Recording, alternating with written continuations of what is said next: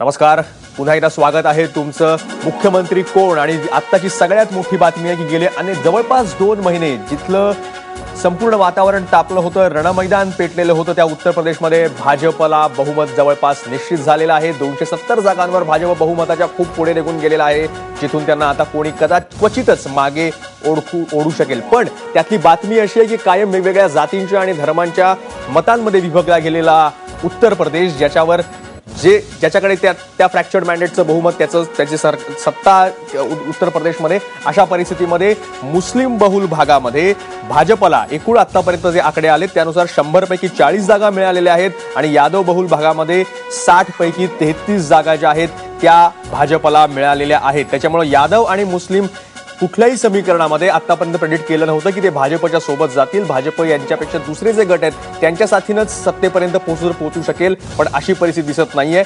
समरकडच यादव आणि मुस्लिम हे दोन्ही गट कोणी प्रेडिक्ट केलं नव्हतं, ते भाजपच्या बाजूने जात आहेत असं चित्र आहे. मी मगाशी जसं म्हणलं तसं मुस्लिम त्यांच्या बाजूने जात आहेत हे खरं नाही. एकही मुस्लिम 403 मध्ये एकही मुस्लिम उमेदवार त्यांनी दिला नव्हता. मुस्लिम बहुल जागांमध्ये जेव्हा अशा पद्धतीचं वातावरण होतं तेव्हा हिंदू मतं जी असतात, मुस्लिम बहुल म्हणजे काय असतं, मुस्लिम बहुल म्हणजे 50% जास्त मुस्लिम असलेले मतदारसंघ नसतात, 50% कमी मुस्लिम मतदारसंघ असलेले असतात. मी तुम्हाला साधारण गणित सांगतो कसं असतं माहितीये का. ज्या ठिकाणी 13 ते 15% मुस्लिम आहेत ना, त्या ठिकाणी काँग्रेस किंवा तत्सम पक्षांना, सपा अशा पक्षांना फायदा होतो. याचं कारण जेव्हा एक हिंदू समाजातला एखादा मोठा गट, एखादी जात, एखादा समाज तुमच्या बरोबर असतो, त्याला जेव्हा त्या मुस्लिम मतांची जोड मिळते तेव्हा ती सीट निघून जाते. जेव्हा मुस्लिम मतं 30% जास्त किंवा 25% जास्त होतात त्या ठिकाणी कायम हिंदू ध्रुवीकरण होतं. हे भारतीय राजकारणातलं सत्य आहे, वारंवार निवडणुकीच्या राजकारणात सिद्ध झालं. फायदा इथं भाजपला त्याचा फायदा या ठिकाणी झालेला दिसतो. उरला प्रश्न यादव मतांचा. यादव मतांमध्ये काही प्रमाणामध्ये डिव्हिजन झालेलं आहे, जे 2014 मध्ये सुद्धा दिसलं होतं ते आजही दिसतंय.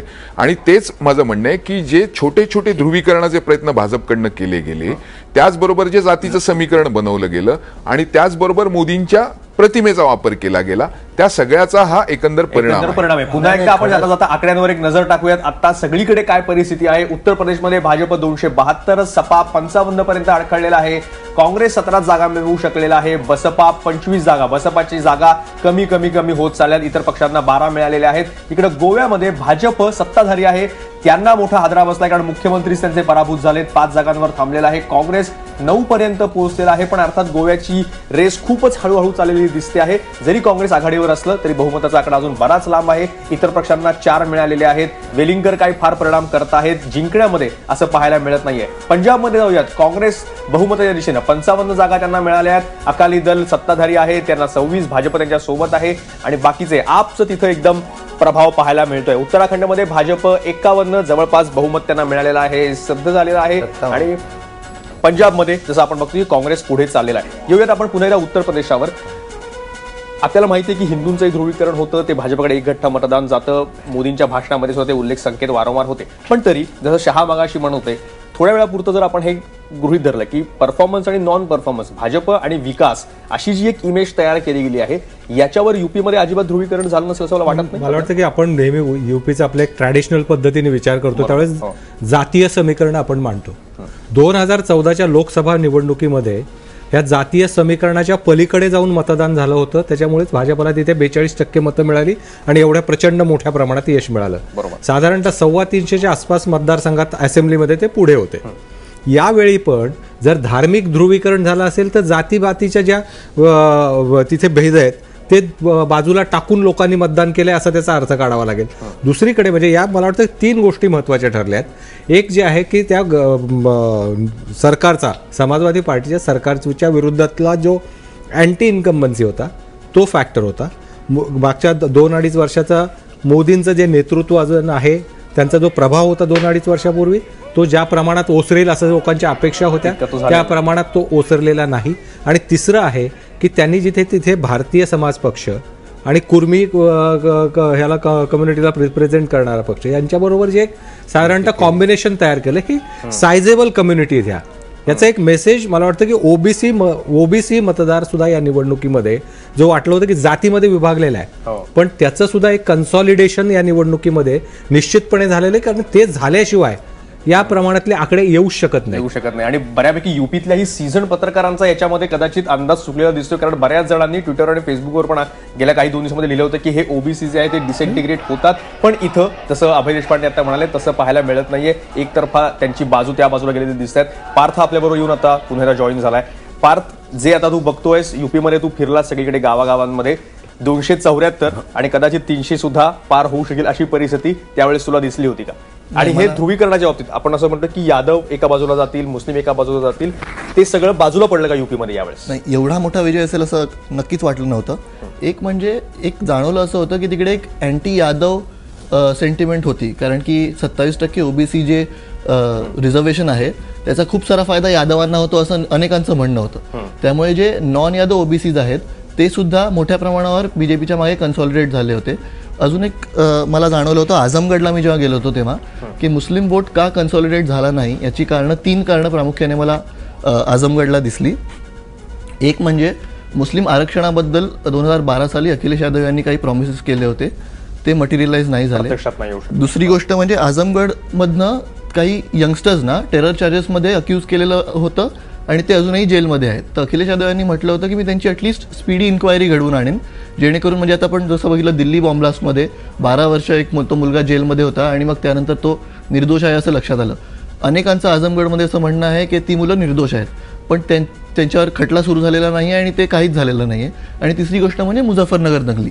त्यामुळे मुस्लिम वोट कन्सॉलिडेट झाला नाही अलायन्सच्या मागे असं मला वाटतं. आणि त्यांना एक ऑप्शन होता बीएसपी, जो बिहारमध्ये तिकडच्या मुसलमानांना नव्हता. त्यामुळे हे म्हणजे फ्रॅगमेंटेशन ऑफ वोट शेअर त्यामुळे फ्रॅगमेंटेशन झालं आणि परिणामी त्याचा फायदा हा भाजपला एकसंध असा मिळाला. एक महत्वाची बातमी येते ती म्हणजे पंजाबमध्ये काँग्रेस सत्तेच्या जवळ पोहोचलेला आहे. आतापर्यंतच्या कालामध्ये काँग्रेसला स्पष्ट बहुमत जवळपास दिसतं आहे. पंजाबमध्ये कॅप्टन अमरिंदर सिंग यांच्या नेतृत्वाखाली जे पूर्वी मुख्यमंत्री राहिलेले आहेत पंजाबचे काँग्रेसतर्फे, ते मागे पिछाडीवर होते, पण त्यांचा अंतिम निर्णय अजूनही आपल्या हातामध्ये यायचा आहे. पण जरी त्यांचा नेता पिछाडीवर सुरुवातीच्या काळात चाललेला असला तरी सुद्धा काँग्रेस पक्ष म्हणून पुन्हा एकदा वर येताना दिसतंय. अकाली दल आणि भाजपच्या युतीला त्यांनी पुन्हा एकदा सत्तेवरनं बाहेर काढलंय आणि पंजाबची सत्ता आपल्या हातात खेचून आणली आहे. दुबेजी, ठीक आहे, युपीविषयी आपण नंतर बोलू, पण जे तुमच्यासाठी चांगलं घडलं त्याविषयी तर अगोदर बोलूयात. याचं श्रेय अमरिंदर सिंगांना द्यायचं, काँग्रेसच्या संघटनेला द्यायचं का राहुल गांधींना द्यायचं? जब जीत होती है तो सबकी जीत होती है, हार होती है तो सबकी हार होती है. कांग्रेस क्या उल्टा घडत है? नहीं, मैं आपसे बताता हूँ. ये जीत राहुल गांधी जी, कांग्रेस पार्टी, कैप्टन अमरिंदर सिंह जी की जीत है, वहाँ की जनता की जीत है, वहाँ की पब्लिक की जीत है. और आप देखिए, केवल पंजाब ही नहीं, गोवा में भी हम बढ़त बनाए हुए हैं, वहां की जनता ने भी हम पर भरोसा. लेकिन आपके पंजाब में जब फिर से वापस आ रही है सत्ता आपके पास तब, लेकिन आपके ऑफिस के बाहर कैसा जश्न है वो भी हम देखेंगे. राहुल कुलकर्णी आपले प्रतिनिधी आहेत पंजाबमध्ये आणि काँग्रेसच्या मुख्यालयाबाहेर ते उभे आहेत. राहुल, काय परिस्थिती आहे? काँग्रेसची पुन्हा एकदा सत्ता खेचून आणलेली आहे. अमरिंदर सिंगांचं काय झालं? जिंकले की नाही ते शेवटी?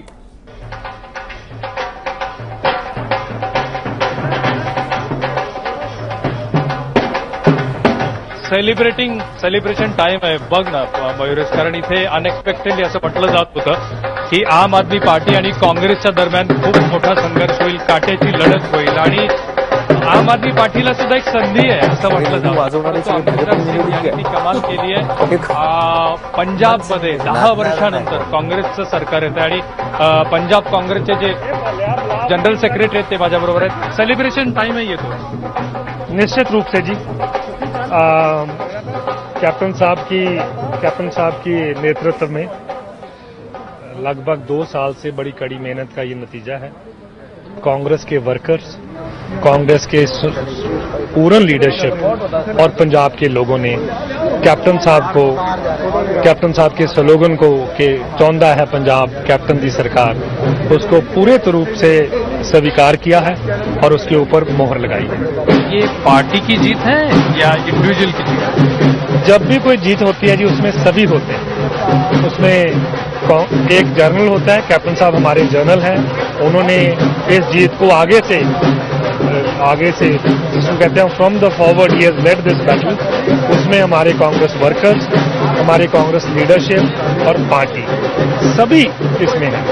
जब एग्जिट पोल आए तो ये माना जा रहा था कि आप भी पीछे नहीं है, आपको लड़ना तो आपके साथ भी है। बिल्कुल ठीक है जी, लेकिन अगर आपने देखा होगा कैप्टन साहब ने, कैप्टन अमरिंदर सिंह जी ने एग्जिट पोल्स के फौरन बाद बयान दिया था कि उनको कतई शक नहीं है कि कांग्रेस की सरकार बनेगी और पूर्ण बहुमत से बनेगी, और वो आज पंजाब के लोगों ने उस चीज को बिल्कुल सच करार कर दिया। आम आदमी भी कह रहे थे कि कम से कम 70-80 के बीच में तो रहेंगे, और पूरे 2 साल से उनका प्रचार चल रहा है। आम आदमी का प्रचार ही है, उनका जो माध्यम है लोगों तक पहुंचने का और इस किस्म के बातें फैलाने का, ये चीज उन्होंने दिल्ली में तो कर ली थी, लेकिन पंजाब वालों, पंजाब के लोग, पंजाब के वोटर, उन्होंने सब कुछ देखा, परखा और कैप्टन साहब के नेतृत्व में कांग्रेस पार्टी का पूर्ण बहुमत है। ये सिर्फ एंटी इनकम्बेंसी फैक्टर था और कुछ चीजें जुड़ी हुई थी? मेरे ख्याल से जो कैप्टन साहब ने 2002 से लेकर 2007 तक सरकार दी थी कांग्रेस पार्टी की, लोगों ने उसको बुलाया नहीं, और जो गलती उन्होंने 2012 में करी तब भी वो चाहते थे कि कैप्टन साहब की सरकार आए, उसको इस बार उन्होंने किसी किस्म का कोई चांस नहीं लिया और पूर्ण तरीके से कैप्टन साहब के नेतृत्व में उन्होंने भरोसा जताया। देखिए, जब ये लड़ाई शुरू हुई थी तब भी कैप्टन साहब ने भी खुद राहुल गांधी के नेतृत्व के ऊपर 2 बार सवाल पूछे थे। सिद्धू साहब का पार्टी में आना वो भी कैडर को अच्छा नहीं लगा था, बावजूद इसके जीत मिली है, लेकिन उतनी ज्यादा नहीं है जितना एक्सपेक्ट कर रहे थे। नहीं, आप सबसे पहले देखेंगे इस बार पूरी लड़ाई में किसी किस्म में पार्टी डिवाइडेड नहीं दिखी। सभी लीडरशिप ने कैप्टन साहब के नेतृत्व के अंदर पूर्ण तरीके से मेहनत करके ये जीत दिलवाई है। ये कहना कि सिद्धू साहब के आने से काडर नाराज था या किसी के आने से, ऐसी कोई बात नहीं है, रिजल्ट आपके सामने है। सिद्धू साहब का आना आपका फायदेमंद रहा? सिद्धू साहब का आना निश्चित रूप से, अगर राहुल जी ने उनको लेकर आए हैं, ये सब कुछ देखकर लेकर आए थे, और हर आदमी का पार्टी में कहीं ना कहीं योगदान, कहीं ना कहीं पोझिशन होती है, और त्याच्यामुळे सेलिब्रेशन सुरू आहे काँग्रेसच्या मुख्यालयाबाहेर पंजाबमध्ये, पण असं दिसतं की कायम मोठमोठे भांगडा करणारे, सजून धजून ते सगळे सेलिब्रेशन करणारे काँग्रेसच्या बाहेर ऑफिसमध्ये का नाहीयेत? का काँग्रेसला शंका होती आपल्या विजयावर आणि ते सगळे भांगडा करणारे अकाली दलाच्याच कार्यालयात जाऊन बसलेत, जे वास्तविक हारलेले आहेत। एक येतो मी तुमच्याकडे परत, पण आपल्याला गोव्याला पण लगेच जायचंय। गोव्याला गणेश ठाकूर आपल्यासोबत आहेत, आपले प्रतिनिधी। गणेश, पार्सेकर सकाळी भेटले त्यावेळेस विजयाची खूप त्यांना आत्मविश्वास होता, आता परिस्थिती उलटी दिसतीये, काँग्रेस पुढे चालली आहे गोव्यात। बिलकुल काँग्रेस पुढे चालली आहे। भाजपच्या कार्यालयाबाहेर आहे मी, इथं सकाळपासून तयारी होती की इथं विजय झाल्यानंतर आपण एक जल्लोष साजरा करायचा आहे, पण त्याचे इथं चिन्ह आता दिसत नाहीत, कारण खूपच शांत वातावरण इथं आहे। स्वतः मनोहर पर्रिकर वरती आपल्या टीम बरोबर बसले, तेही रिझल्ट बघतायत। पार्सेकर ही वोटिंग किंवा पोलिंग काउंटिंग सेंटर तिथे बसले आहेत, आणि 3 फेरींनंतर लक्ष्मीकांत पार्सेकर मांद्रे इथनं 4000 मतांनी मागे चालत एक शेवटची फेरी असं सांगण्यात येत आहे, पण 4000चं मार्जिन मयुरेश खूप जास्त असतं आणि त्याला एका फेरीमध्ये ओव्हरकम करणं किंवा त्याला त्याच्या हे करून पुढे जाणं थोडं शक्य नसतं, आणि म्हणूनच असं वाटतं की आता ते पराजयाच्या खूप जवळ पोहोचले आहेत। अद्याप थोड्या वेळातच त्याची औपचारिक घोषणाही होईल, पण भाजपला जे परफॉर्मन्सची अपेक्षा होती ती अपेक्षा आता ती इथे पूर्ण होताना दिसत नाहीये। काँग्रेस पुढे आहे, काँग्रेस 8 ते 9 जागांवर पुढे आहे आणि भाजप 5 जागांवर आहे। सर्वात मोठा बदलता ट्रेंड इथे पाहायला मिळतो तो म्हणजे जे छोटे पार्टीज आहेत आणि इंडिपेंडंट आहेत त्यांची संख्या वाढते, आणि जर त्यांची संख्या वाढली तर निश्चितपणे ठीक आहे, त्या इंडिपेंडंटची संख्या सुद्धा महत्वाची असणार आहे गोव्यामध्ये। खूपच शशा कासवाच्या एकदम शर्यती खूप स्लो चाललेली आहे, पण आपण योगी अध्यक्ष माननीय श्री अमित शाह जी ने जिस प्रकार की रणनीति तैयार की थी, आज उसका परिणाम है कि भारतीय जनता पार्टी के कार्यकर्ताओं की मेहनत और आम मतदाताओं के द्वारा दिया गया आशीर्वाद भारतीय जनता पार्टी को उत्तर प्रदेश और उत्तराखंड में प्रचंड बहुमत दे रही है, और हमें विश्वास है कि भारतीय जनता पार्टी के प्रति जो रुझान अभी दिखाई दे रहे हैं, यह प्रचंड बहुमत के साथ सरकार बनाने में भी एकदम फलीभूत होंगे। महाराज जी, अब इन रुझानों के बाद में समाजवादी पार्टी अखिलेश यादव और राहुल गांधी के लिए आपका क्या संदेश रहेगा? देखिए, इनका गठबंधन को जनता ने नकारा है और जनता ने इसको इसलिए भी नकारा है क्योंकि देश के हित में भी और प्रदेश के हित में भी ये लोग नहीं थे। इसलिए स्वाभाविक रूप से जनता एसपी कांग्रेस के गठबंधन को और बहुजन समाजवादी पार्टी को पूरी तरह खारिज कर चुकी है। उत्तर प्रदेश की जनता अब सपा बसपा या कांग्रेस के फर्जी नारों में नहीं आने वाली है। उन्हें वास्तव में विकास चाहिए, उन्हें सुरक्षा चाहिए, विकास बिना भेदभाव के चाहिए और सुरक्षा भी उन्हें बिना भेदभाव के चाहिए। मुझे लगता है कि भारतीय जनता पार्टी जिन मुद्दों को लेकर के गई थी कि विकास सबका, लेकिन तुष्टीकरण किसी का नहीं, तुष्टीकरण की राजनीति के दिन लद गए हैं और वास्तव में प्रदेश में सुशासन की स्थापना होगी। योगी आदित्यनाथ होते हे त्यांच्या लोगों ने इस पर उत्तर प्रदेशचा मुख्यमंत्री होण्याची इच्छा कधी लपून राहिलेली नाहीये। अगोदर साक्षी महाराज त्यांनी सुद्धा आपली हॅट फेकली होती या शर्यतीमध्ये आणि आता मागोमाग योगी आदित्यनाथ। पार्थ, आपण अगोदर पंजाबचं बघितलं, तू पंजाबला सुद्धा गेलेला होतास, पंजाबमध्ये सुद्धा गेलेला होतास। हा इफेक्ट कशाचा आहे? कॅप्टन अमरिंदर सिंगांचा म्हणायचा की सिद्धू ऐन वेळेस आले तिथं, त्याचा पण इफेक्ट थोडाफार आहे। अँटी इन्कम्बन्सी तिकडे मोठ्या प्रमाणावर होती। म्हणजे मी एक छोटा किस्सा सांगायचा झाला तर मी बहिणी बागा नावाच्या एका गावी गेलो होतो। भटिंड्यापासून 60 किलोमीटरवरती ते गाव आहे। तिकडे काही शेतकरी आत्महत्या झाल्या होत्या म्हणून मी तिकडे गेलो होतो। तर तिकडे एका शेतकऱ्याशी बोलताना त्याला मी त्याचं नाव विचारलं, त्याने कपाळाला हात मारला आणि म्हणाला बादल सिंग। म्हणतो आजकाल अपने नाम से नफरत होने लगी है। तर इतकी अँटी इन्कम्बन्सी होती तिकडे। त्याचा फायदा काँग्रेसला जास्त झाला। याचं कारण अनेक लोक तिकडे एस्पेशली माझ्या आणि दोआबा रिजनमध्ये असं म्हणत होते की आम्हाला आपबद्दल सहानुभूती आहे, but Punjab is too complicated state, ते दिल्लीतून गव्हर्न नाही होऊ शकत, त्यांनी लोकल लिडरशिपला एम्पॉवर करायला पाहिजे होतं। HS फुलका यांचं नाव म्हणजे त्यांचं नाव त्यांना डिक्लेअर केलं पाहिजे होतं सीएम कॅन्डिडेट म्हणून, असं अनेकांचं म्हणणं होतं। इनफॅक्ट ते आयडियल कॅन्डिडेट ठरले असते, कारण की 1984 रायट विक्टिम्ससाठी ते फाईट करतात त्यांच्या जस्टिससाठी। पण इनसायडर्स असं मला सांगत होते की त्यांना हायकमांडला HS फुलका आवडत नाहीत, कारण की ते it doesn't toe the party leadership. त्यांना एक स्वतःचं त्यांचं व्यक्तिमत्व आहे आणि त्यामुळे कदाचित हायकमांड थोडी इन्सिक्युअर होते, त्यामुळे त्यांचं नाव डिक्लेअर केलं नव्हतं। आणि अनेक कॅन्डिडेट्स जे होते ते डिफेक्टर्स होते आम आदमी पार्टीमध्ये, त्यामुळे त्यांच्याबद्दल कॉन्फिडन्स वाटत नव्हता लोकांना।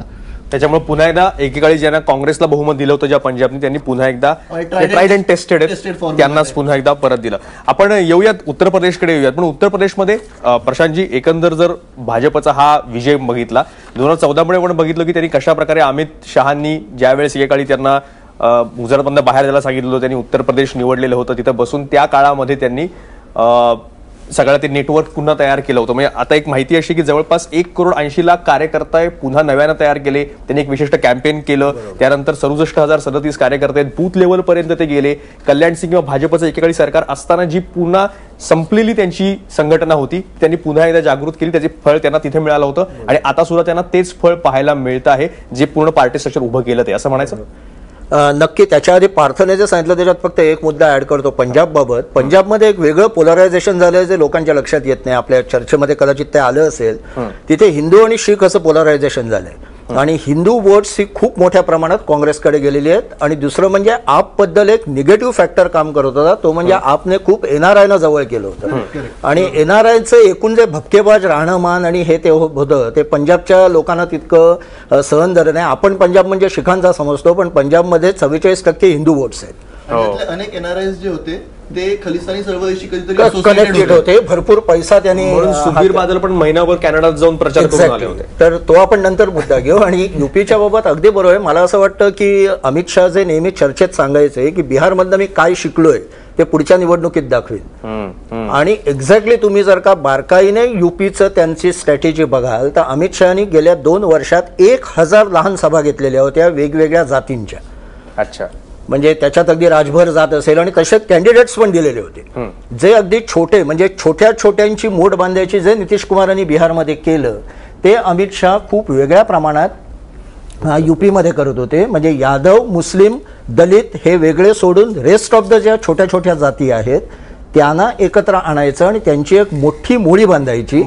त्याच्यात फायदा त्यांचा असा झाला, त्याच्यात प्रॉब्लेम हा होता की ते वोटिंगला आले नसते तर पंचायत झाली असती. पण ते वोटिंगला आले ते आणि त्याचे आले. परिणाम आणि दिसत त्याचे आहेत. परिणाम आणि दिसत त्या आहेत. छोट्या छोट्या गटांना बांधणं, सभा घेण्याचे परिणाम कसे दिसतील, बिहारमधनं काय ठिकाणी चूक दुरुस्त केली, तर त्याचं उत्तर तुम्हाला मिळते ते स्क्रीनवर मिळत आहे की अमेठी या मतदारसंघातून भाजपच्या गरिमा सिंग या पुढे आहेत, काँग्रेसच्या अमिता सिंग या मागे आहेत. नेहरू गांधी घराण्याचं वर्षानुवर्ष प्रतिनिधित्व जे घराणं तिथून करत आहे त्या अमेठी मतदारसंघामध्ये मागच्या विधानसभा निवडणुकीमध्ये अर्थात तिथं 2च जागा काँग्रेसच्या निवडून येऊ शकल्या होत्या आणि बाकी 6 जागा या समाजवादी पक्षाच्या आल्या होत्या. पण आता भाजप अमेठी मतदारसंघामध्ये, गांधी घराण्याच्या अमेठी मतदारसंघामध्ये सुद्धा पुढे आहे, कदाचित जिंकू शकतं. यावरून आपल्याला कल्पना येऊ शकते की कशा प्रकारे भाजप आणि मोदी लाट युपीमध्ये आता सध्या चालते आहे. एक छोटासा ब्रेक घेऊया. ब्रेक नंतर याचं सविस्तर विश्लेषण असं सुरू राहणार आहे. 283 पर्यंत पोहोचलाय भाजप, 300 क्रॉस करतं का, कदाचित पुढच्याच काही मिनिटांमध्ये आपल्याला त्याचं उत्तर मिळू शकेल. तुम्ही पाहत राहा एबीपी माझा.